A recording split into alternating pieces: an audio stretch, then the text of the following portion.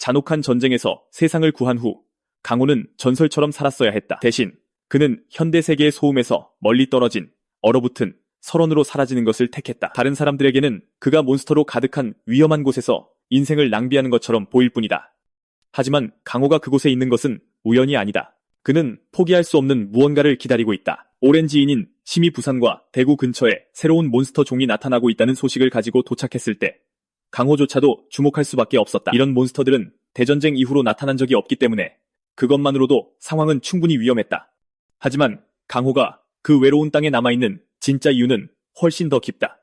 몇 년 전 마지막 전투에서 그는 강력한 마수 파트너인 설화와 나란히 싸웠고 함께 수많은 적을 베어 넘겼다. 결국 강호는 세상을 구했지만 그에게 전부였던 파트너를 잃었다. 그날 이후로 그는 설화가 남긴 푸른 알들 곁을 지키며 언젠가 그녀가 돌아오기를 바라며 설원에 머물렀다.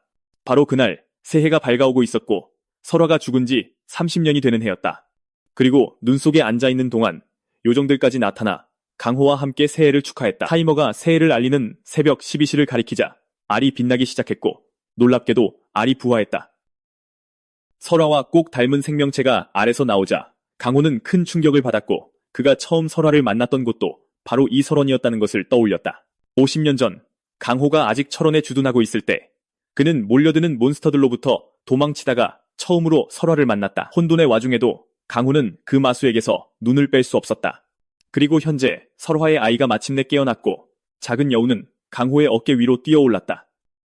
작은 여우가 강호의 뺨을 핥자 강호는 그 마수가 자신에게 인사하려 한다는 것을 깨달았다. 강호는 아기에게 너도 설화와 정말 많이 닮았다고 말하며 답례를 했다. 바로 그때 그는 몇몇 마수들이 앞으로 날아가는 것을 발견하고 마수안을 사용해 그 마수들을 감정했다. 그는 그것이 새로운 몬스터 종이라는 것을 깨달았지만 능력치는 꽤 낮았다. 이것은 그에게 심히 말했던 막 나타나기 시작한 새로운 종에 대해 상기시켰다. 강호는 설화의 아이가 깨어난 것과 새로운 몬스터의 등장이 관련이 있는지 궁금해했다. 얼마 후 강호는 한국 3대 길드 용병단의 본부인 용병의 탑으로 향했다. 강호는 뭉치의 등을 타고 옥상에 도착했고 경비원 중 한 명이 이것을 보고 기겁했다. 그는 팀장에게 전화해 마수 한 마리가 방금 옥상에 착륙했기 때문에 문제가 생겼다고 말했다. 그가 지원 병력을 외치고 있을 때 팀장이 그의 어깨를 두드리며 비상대응 매뉴얼 제3조 1항을 상기시켰다. 알고 보니 그 조항에는 검치호를 탄 젊은 남자가 나타나면 그는 회장님의 친구이니 친절하게 대하라고 명시되어 있었다. 팀장은 그 친구에게 중요한 인물이니 옥상을 열라고 말했다. 경비원은 마침내 비상 매뉴얼이 신입들을 놀리기 위해 지어낸 이야기가 아니라는 것을 깨달았다. 건물에 들어가기 전 강호는 뭉치에게 자기가 없는 동안 얌전히 있으라고 당부하며 뇌물로 머리를 쓰다듬어 주었다. 강호와 팀장은 인사를 나누었고 그는 팀장에게 그의 상사가 안에 있는지 물었다. 건물에 들어서자 강호는 선반 위에 있는 자신과 전우의 사진을 보았다. 잠시 후 나이든 남자가 방으로 들어왔는데 그는 사진 속의 그 남자와 같은 사람으로 보였다. 그의 이름은 임철배이며 그는 철권왕으로도 알려진 5인의 영웅 중 한 명이다. 철배는 친구를 보자 너무 기뻐서 그의 품에 뛰어들었다. 강호가 그에게 가장 먼저 물은 것은 왜 이렇게 술을 많이 쌓아두었냐는 것이었고 철배는 이미 늙었으니 따라잡으려면 적어도 술이라도 많이 마셔야 한다고 말했다. 강호는 그에게 이미 늙어가고 있으니 건강을 챙겨야 한다고 말하며 그와 다퉜다. 그들이 대화를 나누는 도중 작은 여우가 강호의 옷 속에서 기어나왔다. 철배는 이것을 보고 충격을 받았고 친구에게 그 여우가 설화의 아이에게서 태어났는지 물었다. 강호는 그렇다고 확인하며 그녀의 이름을 설화라고 짓기로 결정했다고 말했다. 철배는 흥미를 느끼며 강호가 그 작은 마술을 자랑하러 왔다는 것을 깨달았다. 그는 이걸로 한잔해야 한다며 강호를 붙잡았고 강호는 마지못해 동의했다. 순식간에 그들은 미친 듯이 술을 마시기 시작했다. 그리고 잠시 후 강호는 철배에게 사실은 그에게 물어볼 것이 있어서 왔다고 말했다. 철배가 그것이 무엇인지 묻자 그는 재난관리국이 자신을 찾아와 그들이 마주친 새로운 몬스터 종을 보여주었다고 밝혔다. 철배는 강호에게 이것이 자신의 길드도 직면하고 있는 같은 문제라고 말했다. 보아하니 남부 분쟁 지역에 파견되었던 그들의 랭커 중 한 명이 실종되었는데 그 친구가 랭커였기 때문에 정말 놀라운 일이었다. 철배는 어떻게 설명해야 할지 모르겠지만 새로운 몬스터 종들도 더 자주 나타나고 있기 때문에 뭔가 나쁜 일이 벌어지고 있는 것이 꽤 명백하다고 말했다. 이 몬스터들 중 일부는 마귀까지 품고 있다고 언급했다. 강호는 이 말을 듣고 더욱 흥미를 느꼈는데 왜냐하면 대여명 전쟁의 모든 몬스터들이 마기를 품고 있었기 때문이다. 마기를 가진 자들은 본능이 극대화되었고 그들의 흉포함은 상상을 초월했다. 그 모든 것의 중심에는 몬스터의 마기를 극한까지 밀어붙인 존재, 마인이 있었다. 강호는 최악의 시나리오에서는 그 마수들이 나타날 수 있다고 두려워했다. 철배는 곧 이 주제를 넘기고 강호에게 현재 40위인 자신의 새로운 세계 랭킹에 대해 말했다. 게다가 그는 현재 한국에서 6위이며 강호는 늙은이치고는 잘하고 있다며 그를 칭찬했다. 철배는 다른 모든 것은 비싸지는데 자신의 랭킹은 떨어지고 있으니 잘하고 있다는 생각을 거부했다. 바로 그때 철배는 강호가 떠나기 전에 그들의 마력을 측정해보자고 제안했다. 그는 자신의 현재 마력이 14, 0이라고 언급했지만 강호는 꽤 지루하기 때문에 이것에 관심이 없다고 말했다. 하지만 철배는 죄책감을 느끼게 해서 그가 그것을 하도록 동의하게 만들었다. 강호는 측정 팔찌에 팔을 넣었고 철배는 그에게 마력을 주입하라고 말했다. 강호가 그렇게 하자 장치는 사용자를 식별하기 위해 스캔을 시작했다. 그의 신원이 확인되자 장치는 강호의 전투력이 120영이라고 밝혔고 장치는 그의 전투력을 기반으로 한 예상 랭킹을 표시했는데 그것은 세계 랭킹 1위로 나타났다. 철배는 이것을 보고 기겁하며 강호에게 도대체 설원에서 뭘 하고 있었던 거냐고 물었다. 강호는 그저 농사를 짓고 뭉치를 키우는 것뿐이었다고 대답했다. 얼마 후 우리는 강호의 거주지 근처에 위치한 작은 던전인 던전 과수원이 있다는 것을 알게 된다. 알고 보니 그 정원에는 마술을 강화하는 많은 수의 과일나무가 서식하고 있어서 과수원이라는 이름이 붙여졌다. 그것은 기본적으로 마수왕인 강호 같은 사람에게 중요한 던전이다. 보아하니 과수원을 강화하는 방법은 단 하나뿐인데 그것은 바로 요정석이다. 강호는 선물로 받은 큰 요정석을 꺼내 과수원에 심었다. 이것은 즉시 정원에 막대한 양의 에너지를 방출했고 강호조차도 그 효과에 감명받았다. 과일들이 빛나기 시작했고 요정들조차도 그 순간을 즐기는 것 같았다. 정원에 있던 갈룩들도 순식간에 2배 정도 자랐고 설아는 그들과 함께 축하하기 위해 마수들을 향해 뛰어올랐다. 설아가 바쁘게 뛰어다니는 동안 강호는 마수안을 발동하여 그녀의 능력치를 확인했다. 희귀도는 SS급이지만 공격력과 전투력은 아직 F급이었다. 놀랍게도 그녀의 특수 능력과 잠재력 모두에 물음표가 붙어 있었다. 강호는 설아가 아종이라는 것을 보고 놀랐고 그것에도 물음표가 붙어 있었다. 갑자기 설아가 반대 방향으로 뛰어올라 오두막 밖으로 달려나갔다. 강호는 설아가 무언가를 느낀 것처럼 왜 달려나가는지 궁금해하며 그녀를 따라가기로 결심했다. 순식간에 그는 꽤 빠름에도 불구하고 그녀를 따라잡았고 잠시 후 그들은 절벽에서 뛰어내려 한 무리의 몬스터들에게 둘러싸인 땅의 정령들을 발견했다. 설아는 즉시 아래로 뛰어내려 그들을 보호하기 위해 땅의 정령들 앞에 섰다. 강호는 설아가 땅의 정령들을 보호하기 위해 달려간 것에 놀랐다. 바로 그때 A급 서펜트가 현장에 나타났고 강호는 신화급 마수라 할지라도 설아가 그 마수를 상대하기에는 조금 이르다고 판단했다. 알고 보니 그 서펜트는 꽤 위험한 티타노보아였다. 그러자 강호는 포식자의 본능이라 불리는 자신의 마수사의 고유 능력을 발동했다. 이것은 몬스터들이 시전자를 세계의 절대적인 정점이자 무자비한 포식자로 인식하게 만드는 스킬이다. 강호가 스킬을 발동하는 순간 서펜트는 공황에 빠졌고 떨기 시작했다. 강호는 그것에 혀를 잡고 다시는 이 근처에 얼굴을 보이지 말라고 말했다. 만약 그러면 뱀술로 만들어버릴 것이기 때문이다. 서펜트에게 대답을 요구했고 그것은 강호가 하는 말을 이해했다는 것을 확인하기 위해 고개를 흔들었다. 무서운 목소리로 강호는 마수들에게 흩어지라고 말했고 그들 모두가 현장에서 사라졌다. 마수들이 도망치는 동안 강호는 멀리서 몬스터 랩터를 발견했고 이 마수에게서는 마기가 흘러나오고 있었다. 강호는 몬스터의 능력치를 확인했고 능력치가 낮다는 것을 알게 되었다. 망설임 없이 설아는 랩터를 쫓아갔고 강호는 그들을 따라갔다. 강호는 멀리서 게이트를 발견하고 랩터가 그 게이트에서 나왔다고 판단했다. 그들이 게이트에 접근하면서 그는 랩터 때문에 주변이 마기로 가득 차 있다는 것을 깨달았다.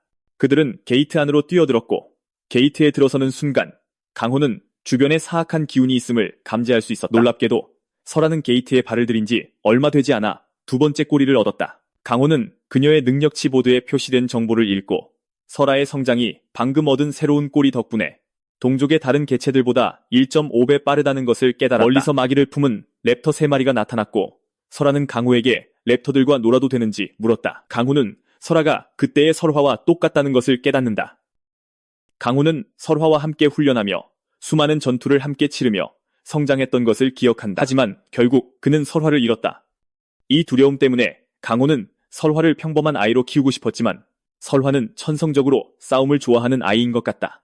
강호는 설화가 싸우는 것을 막는 것이 자신에게 이기적인 행동이 될 것이라고 생각한다. 설화가 좋아하는 일을 막지 않기 위해 강호는 그녀와 계약을 맺기로 결심한다. 그는 설화의 머리를 쓰다듬으며 그녀를 최고로 키워주겠다고 말한다. 그의 손이 설화의 머리에 닿자 거대한 에너지가 방출되어 원을 형성하고 그것이 강호의 손가락을 감싸 반지로 변한다. 이것은 마수와 계약할 때 주인에게 나타나는 계약의 반지인 것으로 밝혀진다. 그러자 강호는 설화에게 아직 어린이 자신의 만화를 좀 나눠주겠다고 말한다. 만화를 전수한 후 그는 설화에게 마음껏 싸우라고 말하고 설화는 랩터들을 향해 뛰어오른다. 설화가 랩터들에게 다가가자 강호는 비스트 마스터의 고유 능력인 감각전이 스킬을 활성화한다. 기본적으로 계약자와 마수는 만화와 신체 능력을 포함한 모든 감각을 공유한다. 강호는 설화에게 언제 움직이고 어떻게 피해야 하는지, 언제 공격해야 하는지까지 전투를 통해 지도한다. 설화는 강호의 지도 아래 랩터 한 마리를 쓰러뜨릴 수 있었다. 랩터를 제압한 설화는 압도 스킬을 사용해 랩터 안에 있는 마기를 흡수한다. 설화는 랩터의 모든 마기를 제거하고 나머지 두 마리에게도 똑같이 한다. 강호는 랩터들을 쓰러뜨리는 설화의 민첩함에 감탄한다. 랩터들을 완전히 제압한 후 설화의 공격 스탯이 F에서 E로 상승하고 강호는 단 한 번의 전투로 벌써 업그레이드 되었다는 사실에 놀란다. 그러자 강호가 그녀를 부르고 설화는 강호에게 잘했냐고 묻자 강호는 그렇다고 대답한다. 그는 설화에게 정말 잘했다고 말하며 게이트가 닫히기 전에 서둘러 집으로 가자고 제안한다. 강호는 랩터들을 불러 깨워서 게이트가 닫히기 전에 빠져나가라고 말한다. 놀랍게도 설화는 랩터들과 놀기 시작하고 강호는 마기가 없는 존재는 모두 설화의 친구라는 것을 깨닫는다. 하지만 불필요한 장난을 칠 시간이 없었고 강호는 그들에게 서두르라고 소리친다. 강호, 설화, 그리고 랩터들은 게이트를 향해 달려가고 게이트가 닫히기 전에 간신히 뛰어나온다. 강호가 숨을 고르고 있을 때 갑자기 땅의 정령들이 그를 절대자라 부르며 기쁜 목소리로 환영하는 소리를 듣는다. 강호는 자신이 그렇게 불리는 것에 완전히 놀란다. 땅의 정령들은 설화를 은빛 배가라고 부르며 칭찬한다. 강호는 곧 모든 칭찬을 제쳐두고 땅의 정령들의 지도자에게 다가가 마법을 사용해서 인간의 말을 할 수 있는 것인지 묻는다. 강호는 이 또한 다시 제쳐두고 땅의 정령에게 설화를 은빛 배가라고 부르는 것인지 묻는다. 땅의 정령은 그 마수에게 이름이 있다는 것에 놀라며 고향에서는 고대부터 배가를 수호신으로 숭배해왔다고 밝힌다. 이 신들 중에는 더욱 특별하게 여겨지는 은빛 배가들이 있다. 그녀는 은빛 배가들이 매우 강하고 친절하다고 언급한다. 사실 꼬리가 5개인 은빛 배가가 시체용으로 알려진 괴물로부터 그들의 나라를 구했다. 땅의 정령은 강호에게 은빛 배가는 그들에게 전설에 불과하다고 알려준다. 강호가 그들의 소중한 은빛 배가를 아이처럼 대하기 때문에 땅의 정령들은 강호를 그들의 절대자로 삼을 수밖에 심지어 없었다. 그들은 그를 위해 춤을 만들기로 결심한다. 그들이 춤을 추는 동안 강호는 자신에게 말을 걸어온 땅의 정령이 머리에 왕관 같은 것을 쓰고 있어서 여왕이라는 것을 알아챈다. 강호는 그녀에게 왕족이냐고 묻고 이 말을 듣자마자 그녀의 기분은 즉시 바뀐다. 절대자인 강호에게는 아무것도 숨길 수 없다는 것을 강호는 의미하기 때문이다. 자신이 절대자라서 알아챈 것이 아니라고 말하지만 그것을 설명할 시간은 없다. 정령 여왕은 강호에게 그들의 영토가 최근에 던전으로 변했고 그 과정에서 기절했다고 말한다. 마침내 깨어났을 때 그녀는 이 낯선 세상에 있는 자신을 발견했다. 그녀는 강호에게 이미 3일이 지났다고 말하고 그녀가 원치 않는 말을 시작하기 전에 강호는 그녀와 그녀의 백성들이 배고프다는 것을 쉽게 알아챈다. 여왕은 절대자께서 정말 빨리 알아차리셨다며 이를 즉시 확인한다. 강호는 그들에게 자기 집 근처에 과수원이라는 땅에 정령 던전이 있다고 말한다. 그는 그들이 괜찮다면 과수원에 머물러도 좋다고 알려준다. 망설임 없이 땅의 정령들은 축하하며 강호를 숭배하기 시작한다. 그는 이상한 기분이 들기 전에 그들에게 절을 멈추라고 말한다. 강호는 여왕이 하녀처럼 절을 좋아해서 모든 동화 속 공주들이 이렇게 행동하는지 궁금해한다. 잠시 후 맹치가 우버처럼 그들을 데리러 나타난다. 땅의 정령들은 맹치에게 달라붙고 강호는 추운 평원을 가로지를 때 꽉 잡으라고 재촉한다. 나중에 강호는 새로운 단체 채팅방에서 메시지를 받는데 그것은 철배가 5명의 전쟁 영웅들을 위해 만든 그룹인 것으로 밝혀진다. 강호가 참여하자마자 그룹 전체가 난리가 난다. 갑자기 검신 준우와 궁신 호양이 누가 더 강한지를 두고 싸우기 시작한다. 순식간에 두 사람은 누가 더 강한지 알아보기 위해 대결을 잡는다. 강호는 이것에 놀라지 않는다. 이 둘은 처음부터 항상 이랬기 때문이다. 그들은 서로를 볼 때마다 아이들처럼 싸운다. 그리고 비록 바보 같지만 그들은 여전히 대전쟁 동안 그의 곁에서 싸웠던 강호의 오랜만이기도 하니 강호는 다시 그들의 얼굴을 보러 갈 때가 되었다고 생각한다. 게다가 그는 설아를 최고로 키우기로 결심했고 그녀를 위해 최고의 훈련을 준비하는 것이 앞으로 나아갈 길이라고 생각한다. 얼마 후 검신과 궁신은 싸움을 위해 약속된 장소에서 만나고 사는 그들의 싸움을 보고 싶어하는 사람들로 가득 찬다. 심지어 기자들도 두 사람의 랭킹전을 목격하기 위해 현장에 나와 있다. 검신 준우는 현재 세계 랭킹 22위고 궁신 호양은 세계 랭킹 21위이다. 그들이 대결을 준비하는 동안 5영웅 중 한 명인 화염의 마녀 미나가 현장에 나타난다. 놀랍게도 그녀는 강호처럼 나이에 비해 여전히 젊어 보이고 그녀가 나타나자 군중은 열광한다. 미나는 두 늙은 바보들에게 아직 지치지도 않았냐며 언제까지 싸울 계획이냐고 묻는다. 미나의 간청에도 불구하고 두 사람은 서로에게 교훈을 주겠다며 기어코 싸우려 한다. 둘 다 이길 것이라고 자신하고 미나는 그들의 오랜 습관이 여전하다는 것을 깨닫는다. 그러자 미나는 공식적으로 이 대결을 랭킹전으로 선언하고 자신이 보증인이 되겠다고 나선다. 대결이 막 시작되려는 순간 미나는 현장에 익숙한 인물이 나타나는 것을 발견하는데 그는 다름 아닌 강호였다. 그는 요란하게 등장하지 않기 위해 군중 뒤에 착지하지만 미나는 금방 알아챈다. 미나는 두 바보에게 랭킹전을 취소하는 것을 고려해보라고 말하지만 두 사람은 물러설 생각이 없다. 그러자 미나는 강호가 있는데도 계속 고집을 부릴 것이냐고 묻는다. 이 말을 듣고 뒤쪽에 있는 강호를 발견하자마자 그들은 즉시 물러선다. 두 사람은 강호를 보고 기뻐하지만 그의 머리 위에 앉아있는 마수에 대해 궁금해한다. 강호는 설아에게 옛 동료들과 저녁을 먹을 것이라며 신나게 말하고 설아에게도 신나는 시간이 될 것이라고 확신한다. 준우는 백기사 길드장 자리에서 물러난 후 북한산 근처에 중소길드를 설립하여 후계자를 양성하고 있었던 것으로 밝혀진다. 준우는 강호를 자신의 약재 창고로 데려가 월광초를 보여준다. 이것은 섭취 시 약초형 몬스터의 만화를 증폭시키는 약용 식물로 매우 희귀하고 비싸다.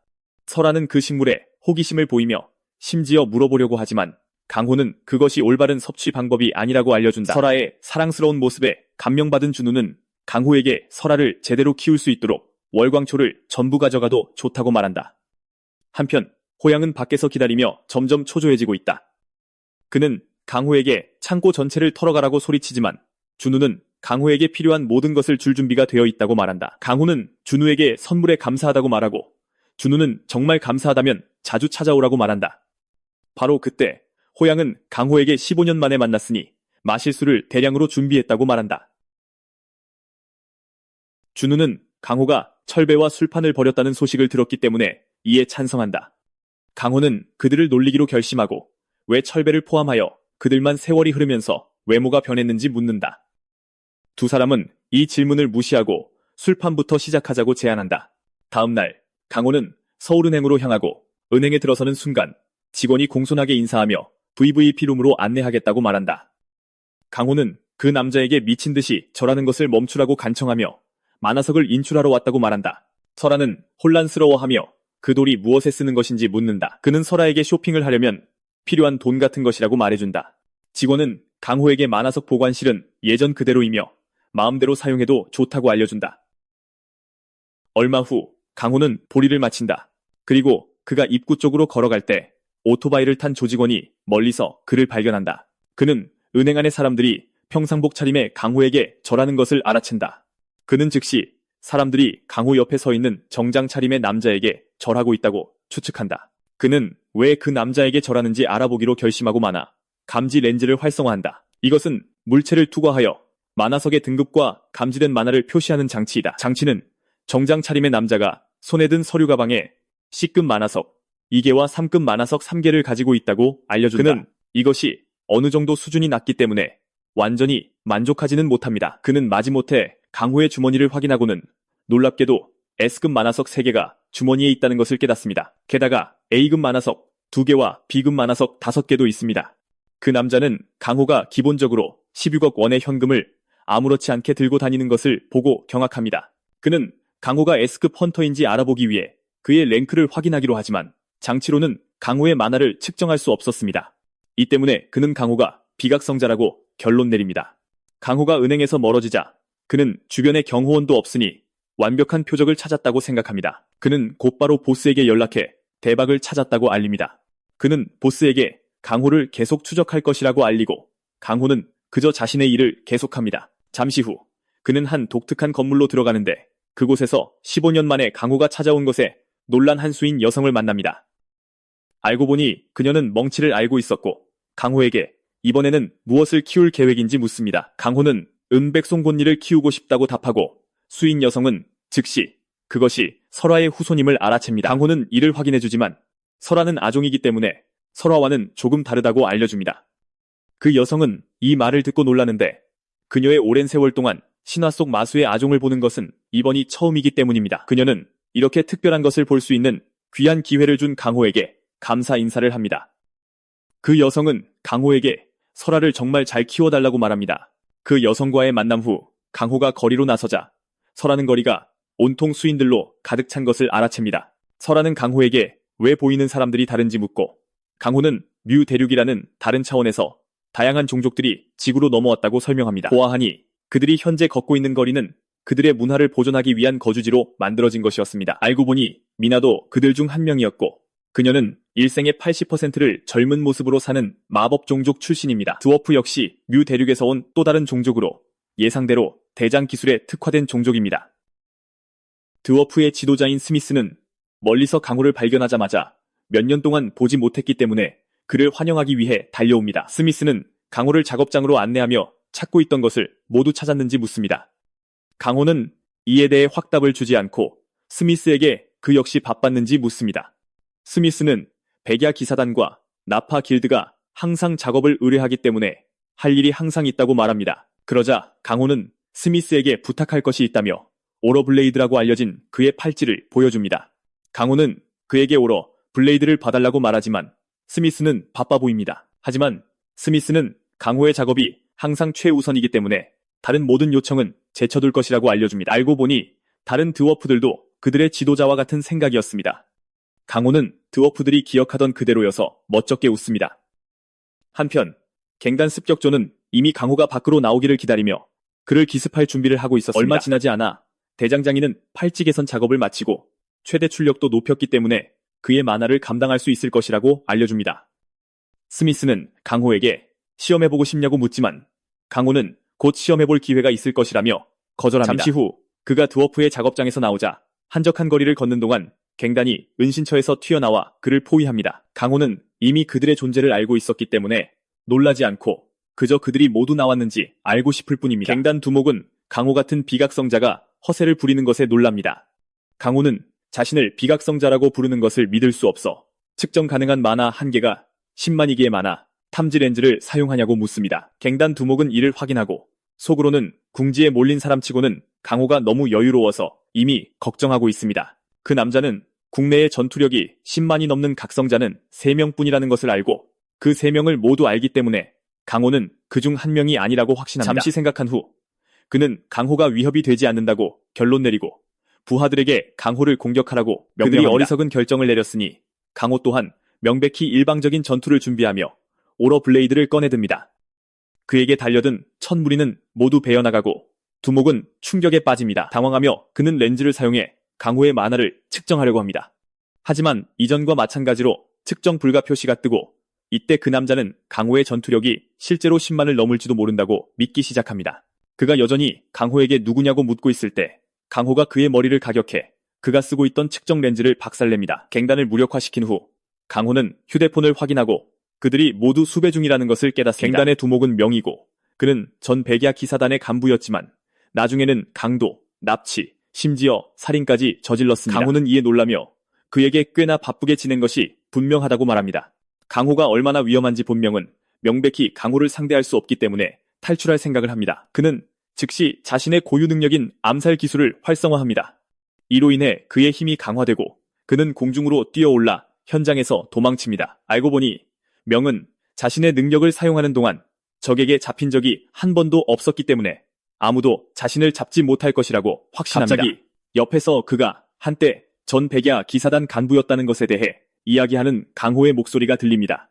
강호는 그가 왜 범죄자가 되었는지 알고 싶어하며 그를 땅으로 주먹으로 내리칩니다. 명은 땅에 심하게 추락하고 국내 랭킹 50위 안에 드는 자신이기에 극심한 공황에 빠지기 시작합니다. 하지만 강호는 그를 악이 다루듯 하고 있는데 이는 강호가 최상위 랭커라는 것을 의미합니다. 명은 자신이 경계를 늦췄다고 생각하지만 다시는 그러지 않을 것입니다. 그는 단검을 꺼내들고 강호가 어디 있는지 물으며 공격 자세를 취합니다. 강호가 그의 뒤에 나타나 다시 한번 세게 때립니다. 그가 멀리 내던져지면서 손에서 단검이 떨어지고 강호는 그 칼날을 산산조각 냅니다. 그 남자는 그 자신처럼 쓰레기통에 처박히고 불행하게도 강호의 공격에 옷이 벗겨집니다. 그 남자가 있는 쓰레기통에서 공황에 빠져 있는 동안 강호는 스미스가 만들어준 무기에 많아 효율이 정말로 향상된 것에 감탄합니다. 강호는 명에게 다가가 이미 50세가 넘은 것을 보니 그 역시 전쟁 세대 출신이라고 말합니다. 강호는 그에게 그렇게 끔찍한 전쟁에서 살아남고도 왜 범죄자가 되었는지 묻습니다. 명은 변명하며 세상이 너무 평화로워져서 재미가 없기 때문에 만족스럽지 않다고 말하기 시작합니다. 그는 피를 흘리고 시체가 쌓이지 않는 세상은 지루하며 그 모든 것 때문에 이미 미쳐가고 있다고 말합니다. 강호는 이 말을 듣고도 놀라지 않는데 오랜 전쟁으로 인간성이 파괴된 그와 같은 사람들이 있기 때문입니다. 이 사람들은 이미 적을 학살하는 것에 중독되어 모든 것이 끝났을 때 결국 범죄자가 됩니다. 그들은 전쟁이 만들어낸 광인들이며 현 시대가 조용히 덮으려고 하는 병폐 중 하나일 뿐입니다. 명은 침묵을 눈치채고 미소 지으며 강호에게 자신의 말에 공감하냐고 묻지만 강호는 여전히 침묵을 지킵니다. 한편 준우는 제자 중 한 명과 이야기하는 모습이 보이고 두 사람은 강호에 대해 논의하고 있습니다. 그 제자는 준우에게 강호가 전쟁 영웅임에도 불구하고 온화한 성품을 가진 사람처럼 보인다고 말합니다. 준우는 이 말을 듣고 강호가 온화해 보일지 몰라도 성질이 더럽다며 특히 범죄자들에게는 더욱 그렇다고 제자를 바로잡아줍니다. 다시 골목, 강호는 마침내 입을 여러 명에게 평화의 실증이 났으니 그가 원하는 것을 주겠다고 말합니다. 얼굴에 분노를 가득 담은 채 그는 그 남자를 멀리 날려버리지만 그의 잘생긴 얼굴을 망가뜨리기 위해 얼굴에 주먹을 날립니다. 준우는 강호로부터 영상통화를 받고 놀랍니다. 준우는 흥분해서 전화를 받고 강호는 명을 데리고 있다며 준우에게 그를 아는지 묻습니다. 준우는 그가 백야 기사단의 이름에 먹칠을 하고 있는 자라며 즉시 알아봅니다. 준우는 그를 갈기갈기 찢어버리고 싶다며 그가 어디 있는지 알려달라고 요구하고 강호는 주소를 보내주겠다고 말합니다. 그는 또한 명의 갱단 전체를 이미 잡았다고 알려주고 통화가 끝난 후에야 명은 마침내 강호가 마수왕이라는 것을 깨닫습니다. 그러자 강호는 그에게 작물 은닉처가 그것 하나뿐인지 묻고 명은 거짓말할 필요가 없다며 이를 확인해줍니다. 그는 팬텀이라는 녀석에게 강탈당했기 때문에 은닉처가 하나밖에 남지 않았다고 언급합니다. 강호가 팬텀이 누구인지 묻자 명은 그가 물건을 훔친 후 검은 카드를 남기는 악명 높은 도둑이라고 밝힙니다. 명은 자신이 아는 모든 것을 털어놓았으니 살려줄 것인지 강호에게 묻습니다. 강호는 그렇다고 말하지만 갑자기 명의 가슴을 주먹으로 쳐서 그의 마나홀을 완전히 파괴합니다. 강호는 그를 살려두는 유일한 이유는 그의 마나홀을 파괴했기 때문이며 이는 그가 더 이상 능력을 사용할 수 없다는 것을 의미한다고 말합니다. 그 순간부터 명은 평범한 민간인으로 살아야만 합니다. 명은 자신이 이제 민간인이 되었다는 말을 듣고 고통에 신음하며 차라리 죽여달라고 애원합니다. 하지만 강호는 그가 불평하는 평화를 만들기 위해 얼마나 많은 희생이 있었는지 기억하라고 말합니다. 강호는 어두운 골목의 명과 그의 갱단을 남겨두고 떠납니다. 그들이 떠나면서 강호는 설아에게 전쟁에 참전했던 모든 사람이 명 같지는 않았다고 안심시키고 집에 도착하면 정말 맛있는 식사를 만들어주겠다고 약속합니다. 하지만 그는 그녀에게 먹기 전에 먼저 목욕부터 해야 한다고 말합니다. 집에 돌아오자 설아는 목욕하기 싫어서 도망치려 하지만 강호는 쉽게 그녀를 붙잡고 그녀가 목욕하기 싫어하는 것에 놀라지 않습니다. 왜냐하면 그녀의 어머니도 꼭 그랬기 때문입니다. 그 목욕은 평범한 목욕이 아닌데 강호가 쇼핑해서 얻은 세계수 열매를 물에 넣고 있기 때문입니다. 그는 만화를 사용해 열매를 녹여 따뜻한 물에 섞어 좋은 향기와 완벽한 온도를 만들어냈습니다. 설아는 한쪽 다리로 시험해보고는 즉시 그 물을 마음에 들어합니다. 강호는 그녀가 마음에 들어해서 기뻐하며 부드럽게 그녀를 물속에 넣어줍니다. 보아하니 수인 전사들은 전쟁에 나가기 전에 세계수 열매 껍질을 소량 갈아서 몸에 발랐다고 합니다. 이렇게 하면 그들의 털, 피부, 가죽이 월등히 강화되었습니다. 알고 보니 이것은 설아가 현재 몸으로 흡수하고 있는 바로 그 귀한 열매였습니다. 금세 물이 증발하기 시작했고 강호는 그 효과가 엄청나기에 완전히 놀라지는 않았다. 놀랍게도 설아는 자연의 수호자라는 또 다른 기술을 습득했다. 상태창에서 강호는 설아가 자연의 기운을 흡수하는 뛰어난 능력을 가졌으며 자연의 기운이 농축된 약재에 대한 흡수 효율이 동족보다 1.5배 높다는 것을 읽었다. 목욕이 끝난 후 강호는 설아의 머리를 쓰다듬으며 뭐라도 먹으러 가자고 제안한다. 잠시 후 강호는 식구들에게 자신이 자리를 비운 이유인 밖에서 구해온 귀한 열매들을 보여준다. 강호는 귀한 재료들을 준비할 계획이지만 요정 여왕은 평범한 불로는 그가 하려는 것을 감당할 수 없다고 생각한다. 바로 그때 강호가 만화석 한 뭉치를 꺼내지만 여왕은 그렇게 많은 만화석을 사용하면 이곳 전체를 폭파시킬 것이라고 말한다. 강호는 그녀를 무시하고 돌들을 불 속에 던져 넣어 여왕을 기겁하게 만든다. 그녀는 화로가 폭발할 것이라 예상했지만 강호는 자신의 힘으로 그것을 제어할 수 있었다. 여왕은 강호가 불꽃을 제어하는 것이 얼마나 쉬운지 보고는 깜짝 놀란다. 잠시 후 강호는 모든 재료를 고운 가루가 될 때까지 볶아낸다. 그 후 그는 준우에게서 받은 월염초의 즙을 짜낸다. 그는 즙과 가루를 섞어 반죽을 만들고 그것을 둥글게 빚어 경단을 만든다. 다 만든 후 그는 여왕에게 맛볼 생각이 있는지 묻지만 그녀는 그 경단처럼 강력한 것을 먹으면 생명력이 폭주하여 폭발할까봐 두려워한다.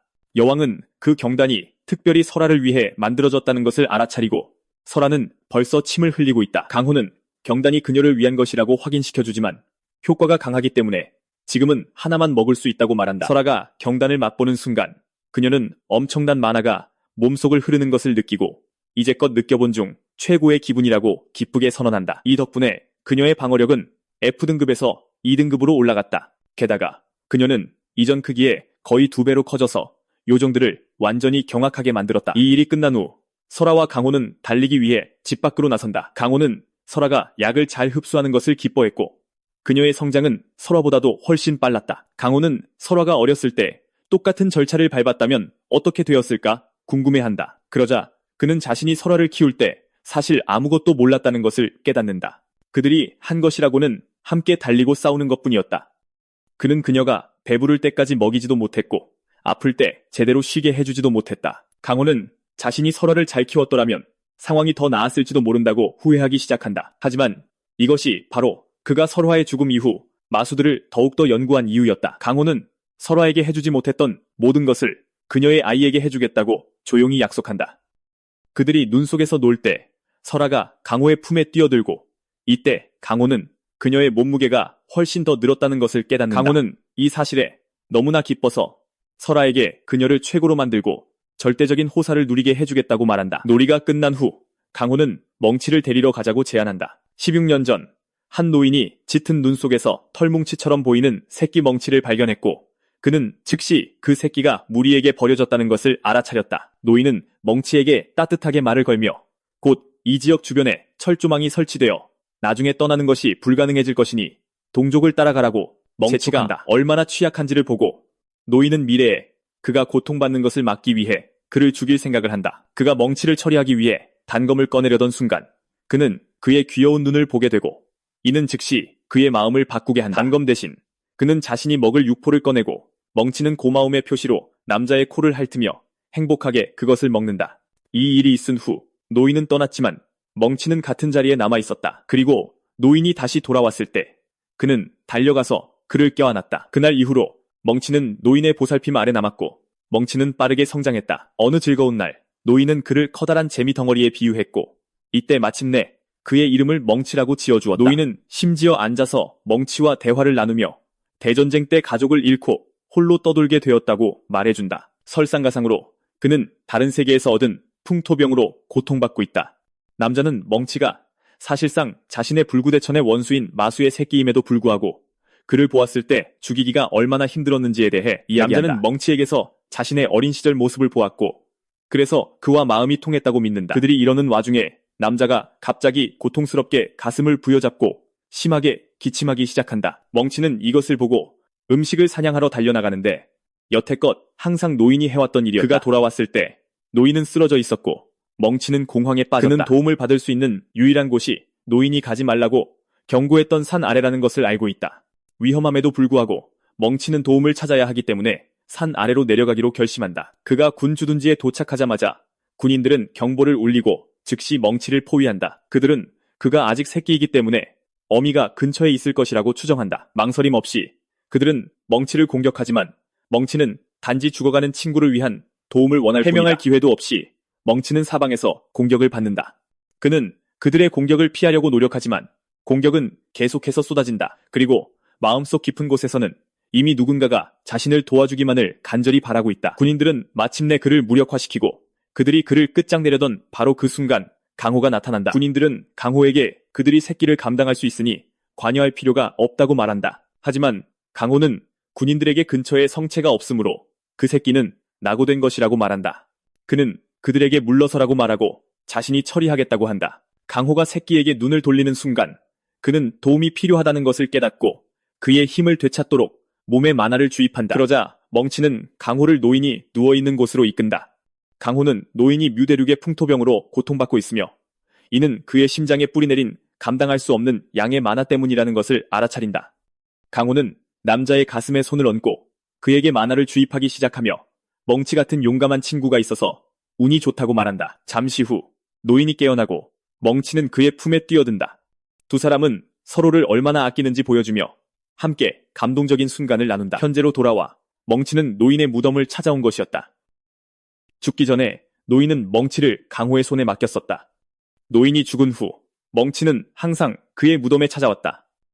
강호와 설아가 그를 확인하러 오고 멍치가 울자 하늘에서 빗방울이 떨어진다. 강호는 멍치가 항상 돌아와 그를 애도하기에 노인의 안식처는 결코 춥지 않을 것이라고 믿는다. 갑자기 한 무리의 마수벌들이 현장에 나타나고 강호는 즉시 그들이 신종 중 하나임을 알아차린다.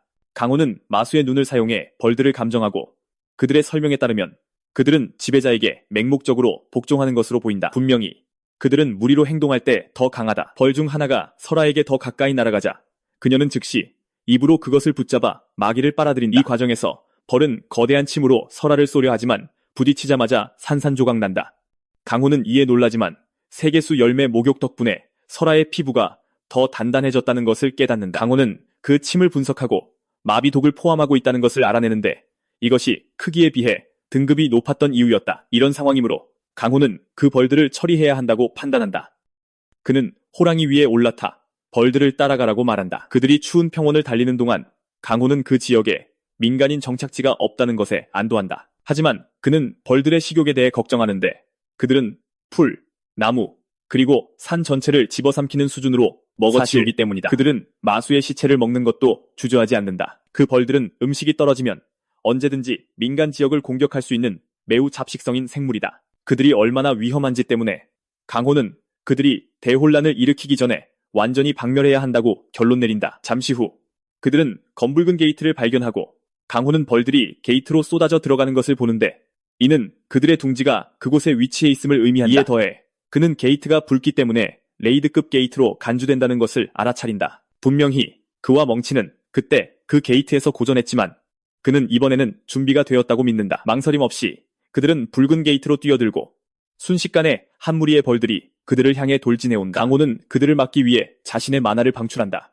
레이드급 게이트에 대해 말하자면 그것은 마치 다른 세계의 일부를 던져 넣은 것처럼 보이는 생태계를 포함하는 게이트이다. 이 덕분에 일반 게이트에는 없는 희귀한 자원들을 그 게이트에서 발견할 수 있다.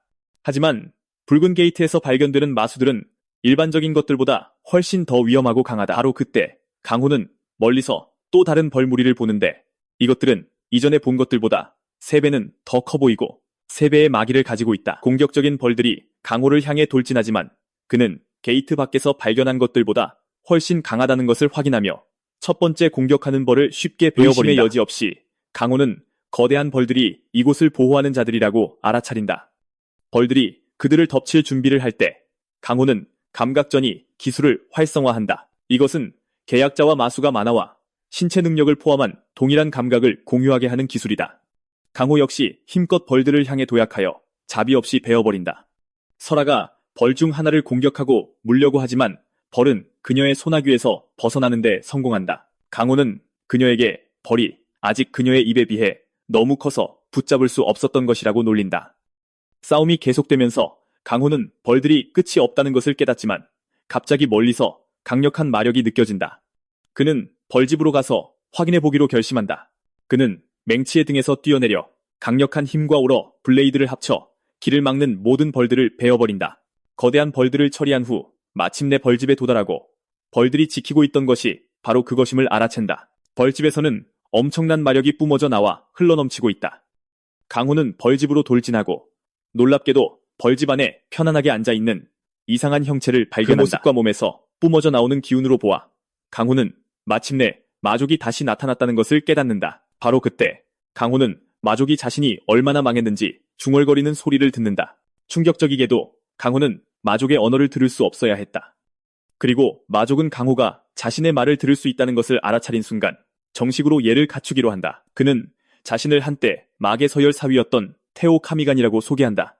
강호가 그 녀석과 싸울 준비를 하고 있을 때 갑자기 그가 무릎을 꿇고 싸우기 싫다며 특히 자기보다 강한 상대와는 더더욱 싸우기 싫다고 말한다. 테오는 몬스터를 부리는 능력을 가진 인간이 있다는 것에 놀란다. 강호는 눈앞의 광경에 완전히 충격을 받는다. 그리고 테오가 위협이 되지 않으므로 그는 오러 블레이드를 해제한다. 강호는 테오가 소통이 가능하기 때문에 전쟁 때 봤던 다른 마족들과는 다르다는 것을 알아챈다. 그는 그때 마족들이 마력을 뿜어내는 생각 없는 기계 같았지만 테오는 진짜 인간처럼 느껴진다고 기억한다. 강호는 테오에게 정체가 뭐냐고 묻고 테오는 여전히 무릎을 꿇은 채 자신이 마족이라고 밝힌다. 강호는 그에게 왜 그 같은 마족이 여기에 있는지 묻고 테오는 꽤 부끄럽고 긴 이야기라고 말한다. 그는 서열 싸움에서 지고 도망치다가 던전화에 휘말렸다고 말한다. 강호는 그에게 목숨을 걸고 도망치는 와중에도 왜 여왕벌을 데려왔는지 묻는다. 강호는 멀리 보이는 여왕벌이 모든 몬스터의 여왕인지 묻고 강호가 얼마나 진지하게 벌을 쳐다보는지 본 그 녀석은 강호가 주저없이 그것을 죽일 것이라고 알아챈다. 테오는 벌들을 정찰용으로만 보냈을 뿐 전혀 위험하지 않다고 재빨리 밝힌다.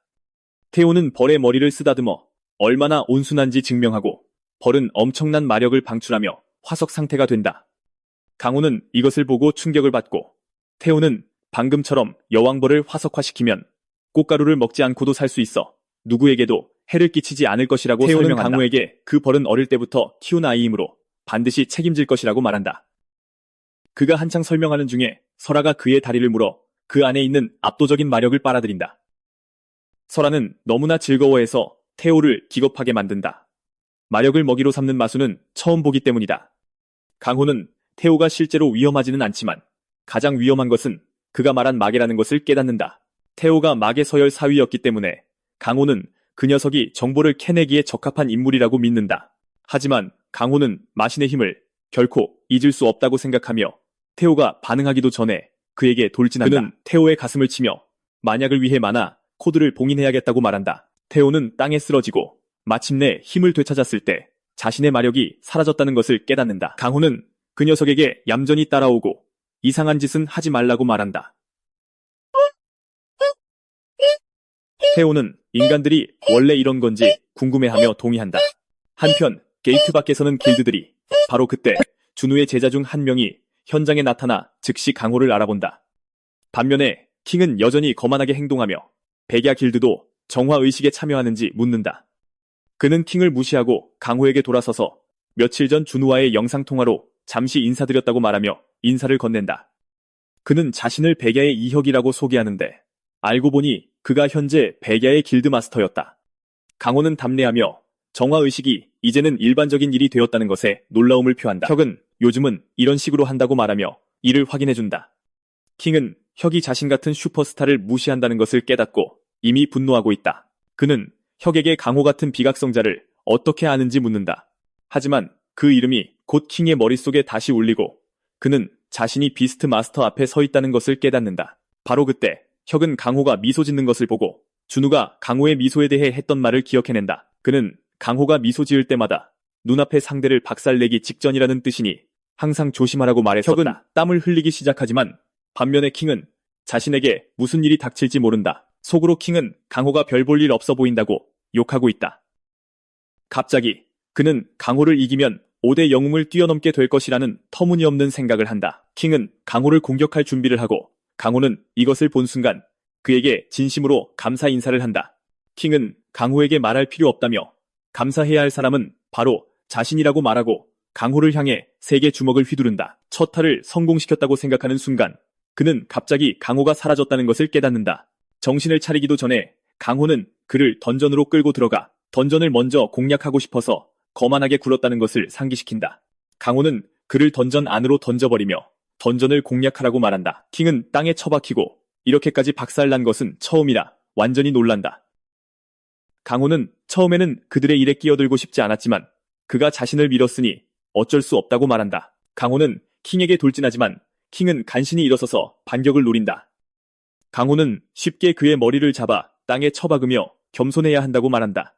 한편 태호와 혁은 전투를 지켜보고 있고 태호는 혁에게 킹이 강호의 공격에 죽을지도 모른다고 말하자 혁도 동의한다. 동시에 혁은 도대체 태호가 누구인지 궁금해한다. 잠시 후 킹은 마침내 의식을 되찾고 강호는 그의 움직임이 조금은 괜찮지만 무모하다고 알려준다. 그는 킹에게 스승이 누구인지 묻고 킹은 순전히 타고난 재능만으로 S급 랭커가 되었기 때문에 스승이 없다고 대답한다. 재능이 있는 것은 좋은 일이지만 그것이 그를 우월하게 만드는 것은 아니라며 겸손하게 살라고 충고한다. 그는 앞으로 더 강한 사람들이 나타날지도 모른다고 알려준다. 그리고 배울 수 있을 때 배우지 않으면 재능의 한계에 금방 부딪히게 될 것이다. 강호는 실전에서 그 한계에 부딪히면 그것이 바로 그의 죽음이 될 것이라고 알려준다.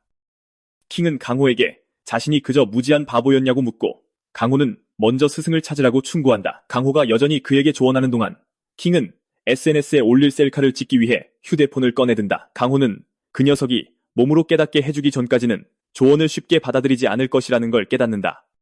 킹은 박살나기 전에 셀카를 더 찍게 해달라고 애원한다.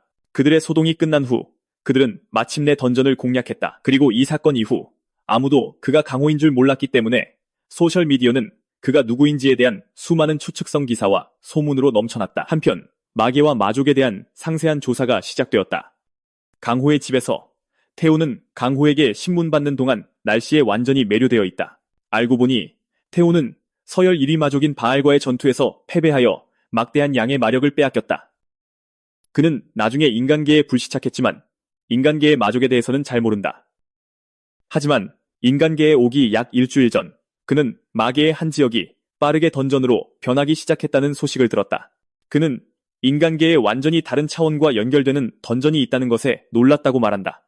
강호는 대전쟁이 일어난 지 50년이 넘었고 새로운 몬스터 종이 나타났으며 마계라는 새로운 차원이 지구와 연결되어 있다는 것을 알게 되자 점들을 연결하려고 노력한다. 강호는 현재로서는 태호의 수준을 정확히 가늠할 수 없기 때문에 마계에 있을 때 그의 힘이 어느 정도였는지 묻는다. 기본적으로 그는 힘을 빼앗기기 전 마계 72군주 중 서열 4위였으니 꽤 강력했다는 뜻이다. 태호는 강호에게 자신은 싸움을 즐기는 타입이 아니라고 말한다. 하지만 강호가 그의 능력을 궁금해하니 먼저 자신의 마나 코어를 풀어달라고 제안한다. 강호는 선택의 여지가 없다는 것을 깨닫고 그렇게 하기로 결정한다.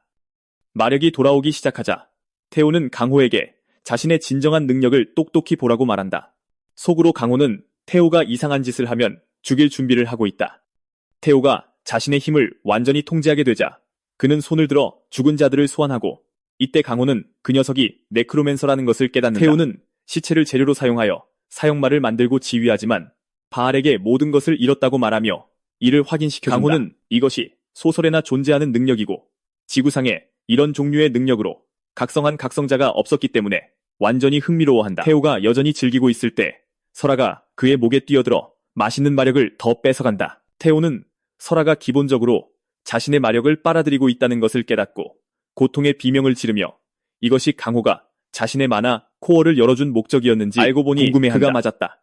강호는 일석이조를 노리고 있었기 때문이다. 갑자기 설아가 마력을 빨아들인 후 태호의 마나홀에서 놀라운 일이 일어나기 시작한다. 알고 보니 그의 마나홀이 이제 정화된 마나로 대체되고 있으며 설아의 꼬리도 하나 더 늘었다. 덕분에 그녀의 공격력은 D등급으로 방어력도 D등급으로 올랐다. 놀랍게도 그녀는 새로운 스킬인 언폴드를 얻었다.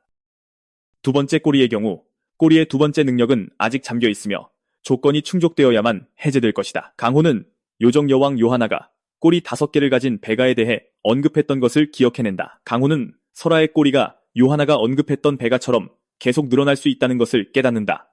잠시 후 강호는 철배에게서 부탁할 것이 있다는 전화를 받는다. 그는 남부 분쟁 지역에서 또 다른 헌터가 실종됐다고 언급합니다. 그 헌터는 한국 랭킹 30위인 하운드입니다.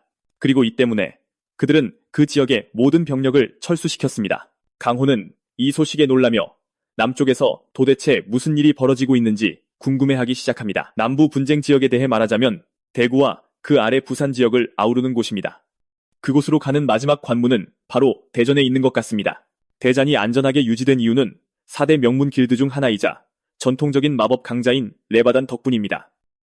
얼마 지나지 않아 그는 대전으로 향합니다. 그리고 관문에서 신원이 확인되자 안으로 들어갈 수 있었습니다.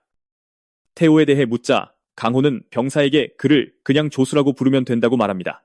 태호는 손에 든 막대 사탕에 정신이 팔려 주변에서 무슨 일이 일어나는지 별로 신경 쓰지 않습니다. 강호는 병사에게 태호도 신분증이 필요한지 묻지만 병사는 위에서 지시를 받았다며 그럴 필요가 없다고 말합니다. 전쟁이 끝나고 강호가 북쪽에 정착한 이후 재앙종들 사이에 질서가 잡혔습니다.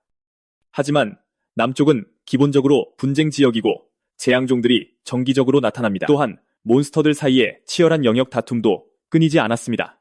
이는 왜 몬스터들을 그냥 쓸어버리지 않는지에 대한 중요한 의문을 제기합니다. 구역 깊숙이 들어갈 준비를 하며 강호는 맹시의 등에 올라타고 태호에게도 똑같이 하라고 말합니다. 그가 막 그렇게 하려던 순간 몬스터의 머리가 그에게 날아오는데 이는 이 지역에 계속되는 분쟁의 징표입니다. 계속 안으로 들어가면서 태호는 강호에게 이 지역이 자기 고향을 생각나게 한다고 말합니다.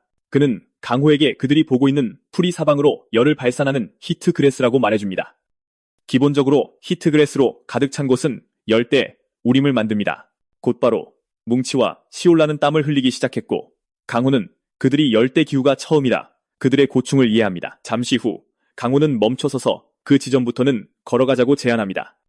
갑자기 멀리서 큰 비명 소리가 들리는데 사람의 소리 같습니다. 그게 뭔지 궁금해할 때 소란이 점점 가까워지고 잠시 후 한 무리의 몬스터들이 반대 방향으로 달려가는 것을 봅니다. 바로 그때 그들은 몬스터들이 오는 방향을 쳐다보고 한 남자가 몬스터들을 버터처럼 박살내는 것을 봅니다. 철배가 이미 그 지역에 주둔한 병력을 철수시켰다고 말했기 때문에 강호는 이 광경에 놀랍니다. 가까이서 보니 강호는 그 남자가 낯이 익다는 것을 깨닫습니다. 그 남자는 금발머리의 수련이라고 쓰인 밴드를 머리에 두르고 있습니다.